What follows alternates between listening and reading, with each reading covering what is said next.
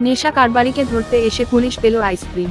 গোপন খবরের ভিত্তিতে নেশা সামগ্রী আটক করতে এসে এক যুবককে পুলিশ আটক করলেও তার কাছ থেকে উদ্ধার হলো সন্দেহজনক ছোট প্লাস্টিকের প্যাকেটে তরল ঠান্ডা পানি, যা দেখতে অনেকটা পেপসি আইসক্রিমের মতো। ঘটনা রবিবার রাতে ধর্মনগর কালাছড়া রোডের দিঘুলবাগ বড় ব্রিজে। এই জায়গাতে উনি যেটা বলছিলেন, এই জায়গাতে সন্ধ্যার পরে ড্রাগ বিক্রি হয়, এই ধরনের একটা খবর আমাদের কাছে ছিল।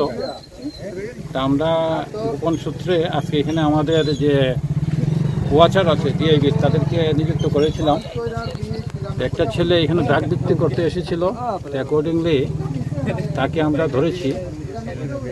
যে ড্রাগ সহকারে মোটামুটি যেটা খবর ছিল, ও স্বীকার করেছে তার কাছে ড্রাগ আছে। ওকে 500 টাকা দিয়ে পাঠিয়েছে এখানে এটা বিক্রি করে দেওয়ার জন্য। কিন্তু যে সময় আপনাদের সামনে খোলা হলো, তখন দেখেছেন যে এটার মধ্যে ড্রাগ নেই, কিন্তু প্যাকেটটা খুব সুন্দর করে সাজানো, এটার মধ্যে কিছু একটা আইসক্রিমের মতো কিছু একটা আছে। তো দেখি আমরা আইনগত ব্যবস্থা নিচ্ছি, যেটা পেয়েছি এটা কি অ্যাকচুয়ালি দেখা হবে কি আছে এটা।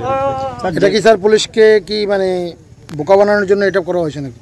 পুলিশকে বোকা না, এটা যার কাছে বিক্রি করতে এসেছিল, ও তো ওর বাড়ি আসাম থেকে ও এসেছে এখানে বিক্রি করার জন্য। তো যার কাছে বিক্রি করতে এসেছিল, যদি হয়ে থাকে, তাই যদি এটা ড্রাগ না হয়ে থাকে, সেক্ষেত্রে তাদেরকে বোকা বানানোর জন্য এটা এনেছিল। আর যাকে আটক করা হয়েছে